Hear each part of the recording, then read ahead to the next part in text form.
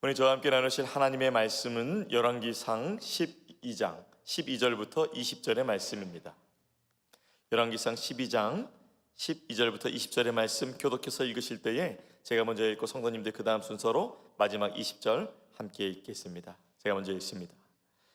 3일 만에 여로보암과 모든 백성이 르호보암에게 나와왔으니 이는 왕이 명령하여 이르기를 3일 만에 내게로 다시 오라 하였습니다. 백성에게 대답할세 노인의 자문을 버리고 어린 사람들의 자문을 따라 그들에게 말하여 이르되 내 아버지는 너희의 멍에를 무겁게 하였으나 나는 너희의 멍에를 더욱 무겁게 할지라. 내 아버지는 채찍으로 너희를 징계하였으나 나는 전갈 채찍으로 너희를 징치하리라 하니라. 백성의 말을 듣지 아니하였으니 이 일은 여호와께로 말미암은 것이라. 여호와께서 전에 실로 사람 아히야로 느밧의 아들 여로보암에게 하신 말씀을 이루게 하심이다. 온 이스라엘이 자기들의 말을 왕이 듣지 아니함을 보고 왕에게 대답하여 이르되 우리가 다윗과 무슨 관계가 있느냐? 이새의 아들에게서 받을 유산이 없도다. 이스라엘아 너희의 장막으로 돌아가라. 다윗이여 이제 너는 내 집이나 돌아보라 하고 이스라엘이 그 장막으로 돌아가니라. 그러나 유다 성읍에 사는 이스라엘 자손에게는 르호보암이 그들의 왕이 되었더라. 르호보암 왕이 역군의 감독 아도람을 보냈더니 온 이스라엘이 그를 돌로 쳐 죽인지라. 르호보암이 왕이 급히 수레에 올라 예루살렘으로 도망하였더라. 이에 이스라엘이 다윗의 집을 배반하여 오늘까지 이르렀더라. 다 함께 온 이스라엘이 여로보암이 돌아왔다 함을 듣고 사람을 보내 그를 공회로 청하여 온 이스라엘의 왕으로 삼았으니 유다 지파 외에는 다윗의 집을 따르는 자가 없느니라. 아멘. 예전에도 한번 이런 얘기를 나눈 적이 있는 것 같은데요. 저희 지금은 이제 두 분 다 이제 천국에 계시지만 저희 외할머니와 또 외할아버지가 제가 결혼하기 전까지 한 15년에서 16년 정도 같이 살았습니다. 말썽도 피우고 효도도 하고 이제 그랬는데 매일 밤 7시 50분만 되면 매일 밤 7시 50분에서 8시가 되면은 이 외할아버지와 외할머니의 목소리가 높아지기 시작했어요. 이 찬송을 부르면서 높아지는 것이 아니라 갈등이 일어나서 목소리가 높아지는 거예요. 근데 이게 매일 있습니다. 주일 빼고 매일 있습니다. 왜냐하면 딱 그 7시 50분에서 한국에서 7시 50분에서 8시에는 이 맨날 그 일일 연속극이라고 하죠. 일일 연속극을 하는데 저희 할머니는 예수님 다음으로 이 드라마 연속극을 너무 사랑하셨어요. 네, 저도 이렇게 외손주였지만은 약간 드라마에 밀릴 뻔했어요. 그 정도로 드라마를 사랑하셨는데 매일마다 이게 흥미진진하잖아요, 내용이. 근데 이제 항상 저희 외할아버지는 점심을 많이 드셔서 저녁에는 조금 늦게 배가 고프셔갖고 꼭 7시 50분에서 8시만 되면은 저희 외할머니한테 밥을 해달라고 하세요. 차려드린 적도 있고 할머니 드라마 보시라고 하고 그런 적도 있는데 이게 조금만 시간대를 좀 잘 맞추면 이게 잘 이루어졌을 텐데 이게 소통이 되지 않으니까 이제 불통이 되고 이제 불통이 되니까 고통이 오는 것을 제가 이제 보게 되었습니다. 그래서 외할머니의 입장은 이거예요. 밥을 10분 일찍 드시든지 아니면 1시간 늦게 드시든지 선택을 하세요. 할아버지에게는 타협이 없었습니다. 오직 7시 50분에서 8시에 차려야만 되는 거예요. 그러면서 제가 이게 그 당시에 제가 보면서 참 이게 소통이 되지 않으면 불통되고 불통이 되지 않으면 이 고통이 오는구나라는 것을 보면서 참 소통하는 것이 얼마나 중요한지 깨닫게 되었는데요. 오늘 말씀에 보니까 이 소통이 참으로 안 되는 장면을 저희가 함께 오늘 읽었습니다. 그것을 보게 됩니다. 어찌 보면은 이 솔로몬의 아들인 르호보암의 한계가 드러나는 장면인데요. 특별히 이제 르호보암의 일을 오늘 주로 다루고 있습니다. 이 솔로몬의 아들 르호보암이 어르신들의 자문보다는 자신과 함께 자라난 젊은이들의 자문을 택하기로 결정을 했습니다. 아버지 솔로몬과 함께 했던 자들의 자문은 무시하게 되었고 오늘은 12절부터 20절까지는 이 젊은이들에게 들은 자문을 이제 구하고 그 이후에 이제 했던 일어난 일을 담고 있습니다. 말투와 말그릇을 보면 그 사람이 누군지 알 수가 있죠. 르호보암이라는 이 왕의 말투를 보니 아주 무겁고 무섭게 전달합니다. 어제 본문이었던 말씀 중에 11절 말씀에는 이렇게 솔로몬에게 젊은 자들이 자문을 구한 장면이 나왔는데요. 나는 너희의 멍에를 더욱 무겁게 할지라 내 아버지는 채찍으로 너희를 징계하였으나 나는 전갈 채찍으로 너희를 징계하리라. 이것이 바로 11절에서 들은 말씀의 그 조언을 바탕으로 거의 고치지 않고 전달한 조언이었습니다. 14절에 이렇게 옮겼죠. 르호보암이 아쉽게도 문제의 핵심을 파악하지 못하고 통치력을 발휘하지 못하고 있습니다.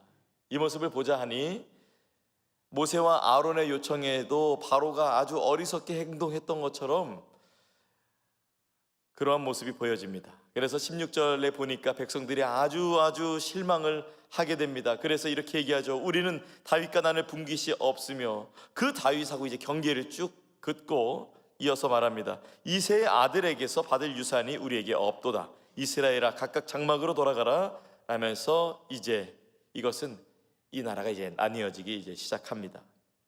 상황을 읽지 못하는 르호보암, 상대방에 대한 배려도 없습니다. 이 다윗은 분열을 딛고 연합시켰지만 그의 손자 르호보암은 연합을 찢고 오히려 분열하게 만들었습니다.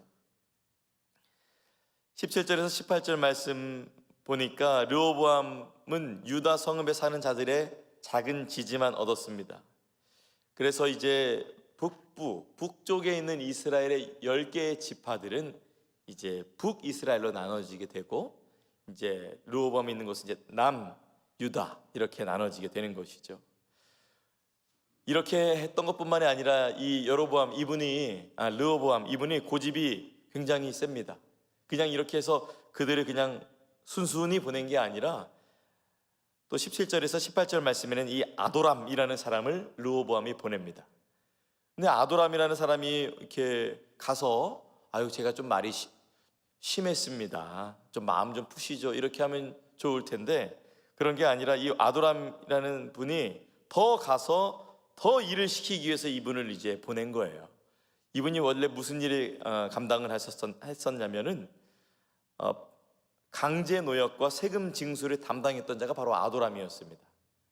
그렇게 10개의 지파가 르호보암에게 말하고 돌아갔어도 르호보암이 오히려 눈 깜짝하지 않고 이 아도람이라는 사람을 보내어서 북쪽 지파 사람들을 더 못살게 굴려고 했던 것이죠. 그래서 예상치 못하게 북쪽 지파 사람들이 아도람을 죽이게 되고 르호보암은 급히 도망치게 되었습니다. 참으로 안타까운 장면입니다. 그래서 이제 갈등의 골이 깊어져서 이제 분열 왕국 시대로 돌아갑니다. 저는 오늘 말씀을 통해서 전에는 보지 못했었던 부분들을 좀 묵상하게 보게 되었는데요. 바로 듣는 것이 우리 그리스도인들에게 얼마나 중요한가, 잘 듣고 잘 반응하는 것이 얼마나 중요한지 예수님 안에서 묵상을 해보게 되었습니다. 특별히 르호보암의 심각한 문제는 이러한 중대한 문제가 있음에도 불구하고 이분이 사람의 지혜는 들으나 하나님께 묻는 장면은 전혀 없다는 것. 사람과 불통이기 이전에 하나님과 먼저 불통이었다는 사실이 저는 거기에 먼저 주목을 해보게 되었습니다. 사랑하는 성도 여러분, 혹시 우리가 우리 주변에 허락된 우리의 가족과 또 우리 목장과 또 여러 사람들과 우리가 혹시라도 소통이 되지 않는다면 우리가 혹여라도 먼저 하나님과 소통이 되지 않아서 우리가 사람들하고의 소통도 어려운 부분이 없는지 오늘 말씀을 통해서 한번 살펴보기를 바랍니다. 르호보암은 듣고 싶은 것만 듣고 말하고 싶은 대로만 말하고 그리고 사람의 말에만 귀 기울이고 적절하게 반응을 못했었던 모습을 나타나게 됩니다. 그는 백성들이 솔로몬 시대에 있었던 괴로움을 전했지만 전혀 백성들의 상황을 이해하지 못했습니다. 눈으로 보기에 귀는 열려 있었지만 사실상 꽉 막힌 것입니다. 지혜를 들려주는 사람이 아니라 공포를 들려주는 사람이었습니다. 만약에 우리 성도님들 앞에 오늘 이 르호보암이 이렇게 앞에 나왔다고 생각해 보세요. 이런 상황 앞에서 어떻게 할까요? 하면은 여러분 뭐라고 조언을 해주시겠어요? 그리고 오늘에 살아가는 우리에게도 이러한 적용이 있기를 원합니다. 혹시 우리가 우리 앞에 와서 저 힘들어요, 저 어려워요, 저 좀 도와주세요 라는 분들 앞에 혹시나 우리가 어떻게 반응했는지, 우리가 가족들과 함께 살아가면서 또 직장 생활하면서 이런 얘기 들으실 수 있잖아요. 어머니, 아버지, 저 힘들어요, 저 너무 어려웠어요, 여보 나 힘들어. 또 자녀들한테는 얘야 내가 요즘 힘들다. 직장에서 어떤 분들이 또 힘들다 라고 얘기하셨을 때 여러분은 어떻게 반응하세요? 혹시 르호보암처럼 힘들다고 어디 한번 더 호되게 당해봐라. 그전에는 전갈채찍으로 그냥 채찍으로 했는데 이제는 전갈채찍으로 더 내가 하게 하리라. 혹시 우리 마음 가운데 그런 마음이 없는지. 우리는 그리스도의 십자가의 보혈로 말미암아 구원함을 받은 자들이에요. 우리는 우리 것이 아니라 주님의 것이잖아요. 그런데 우리가 주님의 것인데 우리에게 힘들다고 얘기하는, 도움을 청하는 자들에게 우리가 주님의 입술을 갖고 주님의 생각을 갖고 주님이 주신 영혼의 구원함을 갖고 있는 우리가 그러한 자들에게, 그런 약한 자들에게 우리가 어떻게 반응하고 있는지 한번 살펴봐야 될 것입니다. 르호보암처럼 더 무섭게 하시겠어요? 아니면 정신 못 차리네 하면서 아도람과도 같은 자를 보내어서 여러분 눌러보시겠어요? 적어도 여러분들 예수님이 우리에게 요청하시는 것은 그것이 아니잖아요. 제가 오늘 말씀을 지난 화요일에 썼는데 어저께 이제 저녁에 이런 일이 있었습니다. 둘째 아이가 요즘에 아주 수학 때문에 힘들어요. 수학이 너무 힘들어요. 근데 학교 선생님이 수학 숙제를 아이한테 직접 알려주는 게 아니라, 물론 알려줄 수도 있겠죠. 근데 둘째 아이가 지금 무려 6살이나 되었어요. 그래서 아직도 뭘 배워오는지 잘 몰라요. 그래서 이메일로 숙제를 보내주는데 제가 알려줘야만 할 수 있는 것인데 이 아이가 잘 때까지 숙제를 못한 거예요. 근데 저는 깜짝 놀랐어요. 제가 이 아이를 밀어붙이기 시작하는 거예요. 너 왜 숙제가 뭔지 몰랐어? 그러면서 제가 이제 이거를 막 확장하면서 너 왜 맨날 이렇게 숙제를 몰라?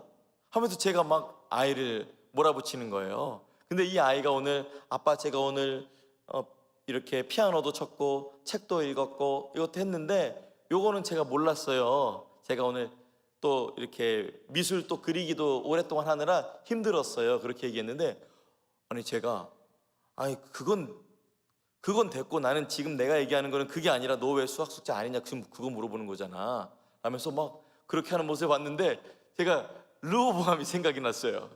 힘들다고 하는 사람에게, 어렵다고 하는 사람에게 내가 나 중심적으로만 생각해서 그의 힘듦, 그의 어려움을 알아주지 못하고 제가 막 밀어붙이는 걸 제가 봤어요. 그러면서 또 선교사 부모님을 둔지라 제가 뭘 어떻게 저기 미얀마까지 가서 못 도와드린단 말이에요. 그럼 때로는 건강이 어려우시고 마음도 어려우실 때가 있는데 그때 위로해주고 격려해드리는 게 아니라 그럼 운동을 좀 하셔야죠 라고 그렇게 또 밀어붙였던 게 생각이 났고, 그러니까 좋은 책들도 좀 읽으시고 그렇게 좀 하세요. 좋은 말씀도 들으시고 이렇게 제가 그렇게 했었던 것이 생각이 났어요. 다시 한번 말씀을 통해서 저를 돌아봤다 그 말입니다. 그래서 제가 아이한테 사과했어요. 아이한테 사과해서 야 수학 이거 못 알려준 거는 이건 아빠 책임이야. 미안해. 아빠가 너가 알 수 있도록 여기 밑에 페이지에다가 날짜도 다 적어놔서 너가 아빠한테 물어보지 않아도 그냥 한 번에 보면 할 수 있도록 내가 도와줄게. 그렇게 마음을 고쳤습니다. 이 르호보암이 원하는 대로 얘기하고 잘 듣지도 않고 잘 반응하지도 않는 한계를 드러내었습니다. 오늘 말씀 통해서 여러분 다시 한번 나는 하나님의 말씀을 잘 듣고 있고 잘 반응하는가, 그리고 하나님께서 나에게 주신 사람들의 말들, 어려움을 요청하는 사람들의 말을 내가 잘 듣고 내가 잘 반응하는가, 나는 우리 가족들에게 또 우리 교회 또 성도님들에게 나는 어떻게 하는가, 한번 주 안에서 다시 한번 생각해 보며 잘 듣고 잘 반응하는 여러분이 되기를 간절히 바랍니다. 잠언 1장 23절 말씀입니다. 나의 책망을 듣고 돌이키라. 보라, 내가 나의 영을 부어 너희에게 부어주며 내 말을 너희에게 보이리라. 잠언 23장 19절 말씀, 내 아들아 너는 듣고 지혜를 얻어 내 마음을 바른 길로 인도할지니라. 예수님은 항상 보면 사람들을 불러 듣게 하시고 깨달은 사람들은 주님을 따르며 영원한 생명을 얻었습니다. 우리가 주님의 제자이고 주님의 자녀인데요, 특별히 또 요한계시록 말씀에는 7번 이상이나 귀 있는 자들은 성령이 교회에게 하시는 말씀을 들을지어다 라는 말씀도 많이 반복이 됩니다. 우리에게 어쩌면 듣는 것 또 반응하는 것 내 자유일 수 있으나 우리가 주님 것이기에 오늘도 주님의 것인데 내가 어떻게 들어야 될 것이고, 그리고 이 입이 주님의 것인데 내가 어떻게 반응해야 될 것인지 다시 한번 믿음 안에서 살펴봐서 오늘 하루도 듣는 것과 또 말하는 것에서 악한 마귀 사단의 방해 받지 아니하고 오직 성령의 충만함으로 말미암아 승리하는 여러분이 되시기를 예수님의 이름으로 축복합니다. 기도하겠습니다. 하나님, 주님이 십자가에서 흘리신 보혈의 피값으로 말미암아 구원받은 우리의 삶입니다. 하나님, 이 입술, 이 귀 주님 것인데 우리가 오늘 어떻게 들어야 되고 어떻게 반응해야 되겠습니까? 르호보암은 하나님께 듣는 것도 없었고 하나님께 말씀드리는 것도 없었고, 그리고 이 백성들이 힘들다는 말 허투루 듣고 또 이 말하는 것은 자기가 원하는 대로 자기가 하고 싶은 대로 말하는 것을 보게 되었습니다. 이 장면을 보면서 하나님, 오늘도 우리가 많은 말들을 듣고 많은 말들을 할 것인데 우리의 연약함을 아시는 주님, 우리를 도와주시옵소서. 우리가 주 안에서 잘 듣고 잘 말할 수 있도록 우리의 귀와 우리의 입술과 우리의 생각을 주께서 주관하여 주옵소서. 오늘도 믿음 안에서 살아가는 주님, 워싱턴 지구촌 모든 가족들 주님 성령으로 충만케 하시고 사람의 말도 그렇게 귀하게 듣고 말한다면 주님께도 주님의 말씀을 잘 듣고 주님께 귀하게 반응하는 복된 성도 될 수 있도록 주여 성령으로 함께하여 주옵소서. 모든 것 주님께 의탁드리며 귀하신 예수님의 이름으로 기도합니다. 아멘. 하늘에 계신 우리 아버지여, 이름이 거룩히 여김을 받으시오며 나라가 임하시오며 뜻이 하늘에서 이루어진 것 같이 땅에서도 이루어지이다. 오늘 우리에게 일용할 양식을 주시옵고 우리가 우리에게 죄 지은 자를 사하여 준 것 같이 우리 죄를 사하여 주시옵고 우리를 시험에 들게 하지 마시옵고 다만 악에서 구하시옵소서. 나라와 권세와 영광이 아버지께 영원히 있사옵나이다. 아멘. 여러분의 기도의 제목이 하나님 함께 하십니다. 각자의 기도 제목으로 기도하시겠습니다.